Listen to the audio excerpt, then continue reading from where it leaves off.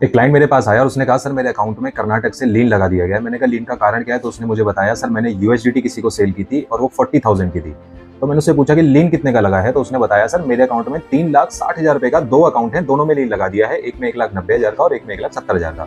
मेरा सवाल सबसे पहले उससे यही था कि अगर आपने जो यूएसडीटी सेल की है वो सिर्फ 40,000 रुपए की है तो लीन दो अकाउंटों में 3,60,000 का क्यों है? मैंने फिर इसकी आगे जांच करी और साइबर सेल से मैंने डिटेल निकलवाई तो पता लगा कि एक ट्रांजैक्शन पे उन्होंने 10 बार लीन लगाया है, यानी कि एक ट्रांजैक्शन 20,000 रुपए की ट्रांजैक्शन है, उस 20,000 की ट्रांजैक्शन पे सेम यूटीआर है, लीन 18,000 का है। फिर उसी 20,000 की ट्रांजैक्शन पे सेम यूटीआर है, लीन 17,000 का है। फिर 20,000 की ट्रांजैक्शन पे यूटीआर सेम है, लीन 16,000 का है। ऐसे करते करते उन्होंने कम से कम 10 लीन लगा दिए, जिसकी टोटल राशि उन्होंने कर दी 1,90,000 रुपए। अब क्योंकि उसने जो 40,000 रुपए यूएसडीटी सेल का अमाउंट था वो अपने दूसरे अकाउंट में भी ट्रांसफर किया था, तो उसके दूसरे अकाउंट में भी 1,70,000 रुपए की लीन मार कर दी।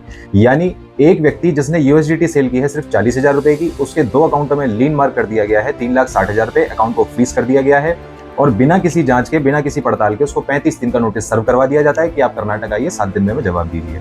मैं हर बार कहता हूं कि साइबर सेल को जो नीति है वो investigate first and freeze later की अपनानी चाहिए, लेकिन वो हमेशा इसी नीति को अपनाते हैं कि फ्रीज फर्स्ट और इन्वेस्टिगेट लेटर।